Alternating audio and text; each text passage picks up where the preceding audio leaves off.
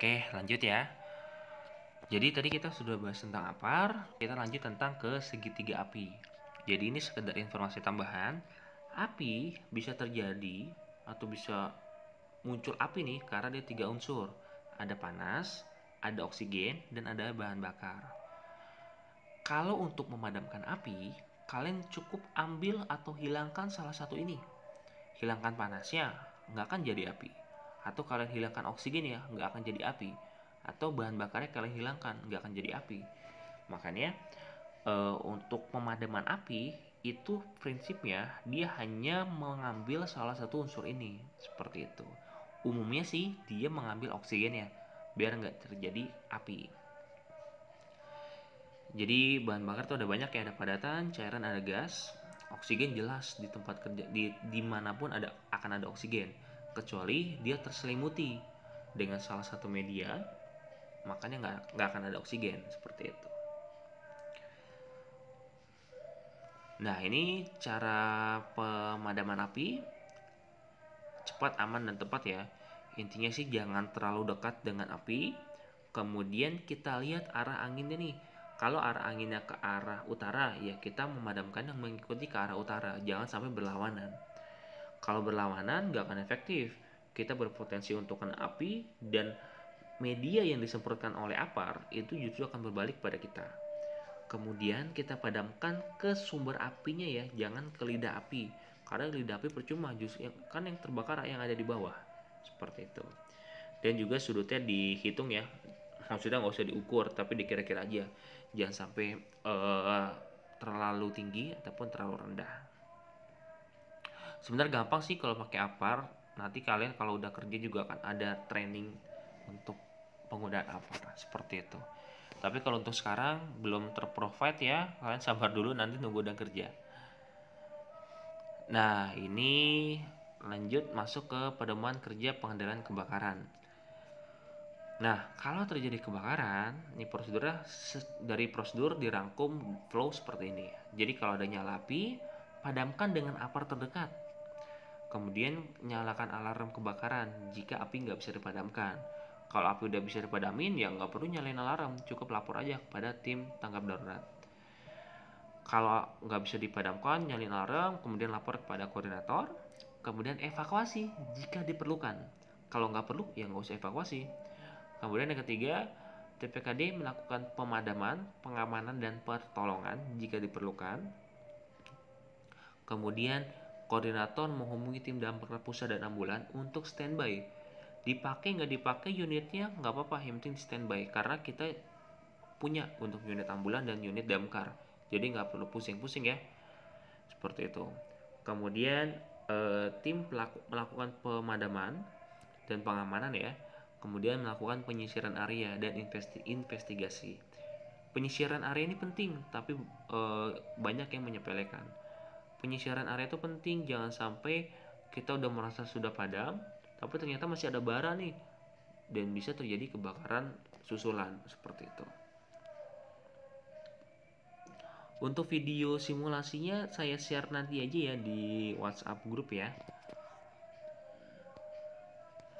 Kemudian yang kedua, ini pedoman kerja untuk gempa bumi. Sama, ini dari prosedur kita rangkum untuk flow-nya seperti ini kurang lebih. Jika terjadi gempa, cara penanggulangannya itu kita merunduk, berlindung, dan berpegangan.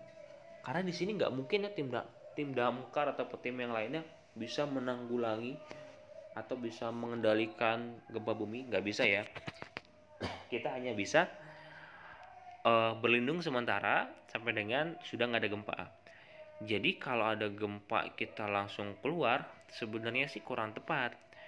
Apalagi kalau kita berada di pusat gempa, karena nggak mungkin juga sih kalau kita berada di pusat gempa kita untuk bisa berdiri aja itu sangat sulit, pasti kita akan jatuh. Makanya disarankan untuk merunduk, berlindung, dan berpegangan seperti itu.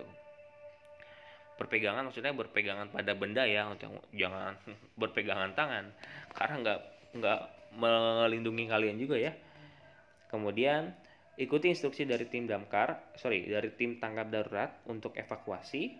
Kemudian evakuasi, kalau sudah evakuasi, tim TPKD melakukan evakuasi, pengamanan, dan pertolongan jika ada korban. Nah, di sini perbedaannya. Kita tunggu di center point 10-30 menit sampai dengan dipasti ini nggak ada gempa susulan. Untuk memastikan aja nih, karena emang nggak ada aturannya ya gempa susulan itu setiap kapan, tapi kita buatkan periode 10-30 menit. Kemudian koordinator TPKD menghubungi ambulans. Jika terdapat korban, tim P3K melakukan pencarian setelah situasi dinyatakan aman. Kemudian lakukan penyisiran area dan investigasi. Nah, di sini saya ada pertanyaan. Bagaimana kalau ternyata sudah 30 menit nih dan semua udah aman, balik lagi nih ke lokasi kerja. Ternyata ada gempa lagi. Apa yang harus dilakukan? Oke, nanti jawab ya di WhatsApp grup ya.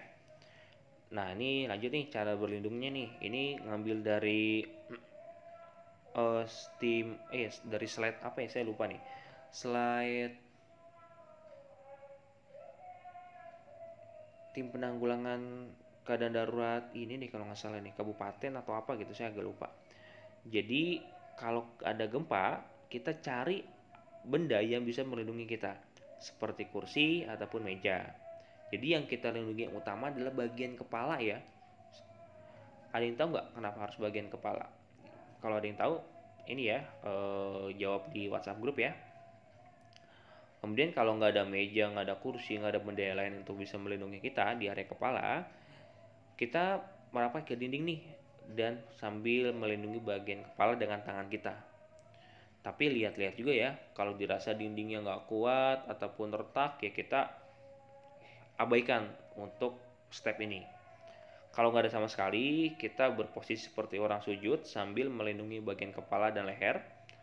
Kemudian saat evakuasi pun melewati tangga, kita harus sambil melindungi bagian kepala.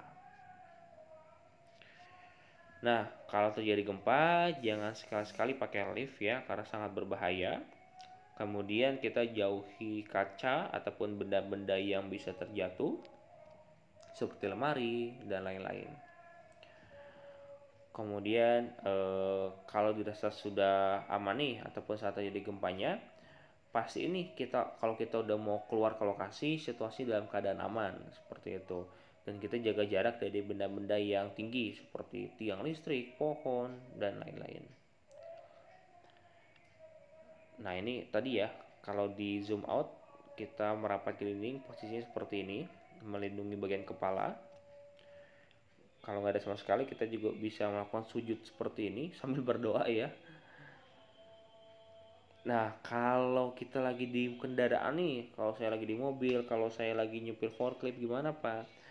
Jika kita lagi di kendaraan, terutama di mobil ya, tetap di dalam kendaraan dan hindari berhenti di bawah bangunan.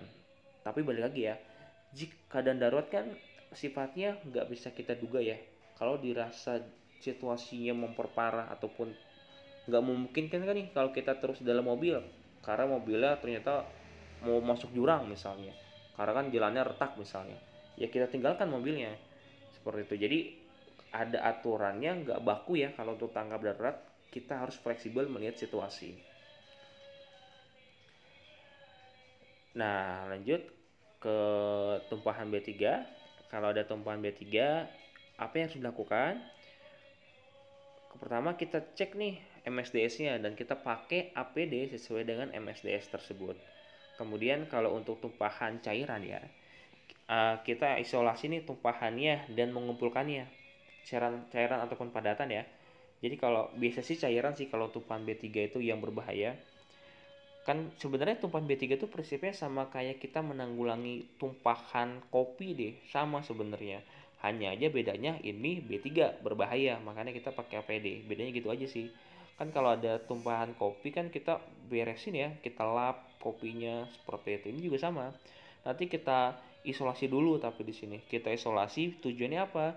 Biar nggak belebar kemana-mana tuh B3-nya. Jadi kita bikin isolasi, bisa pakai busa, bisa pakai pasir, bisa pakai serbuk kayu, ataupun media yang bisa menyerap lainnya.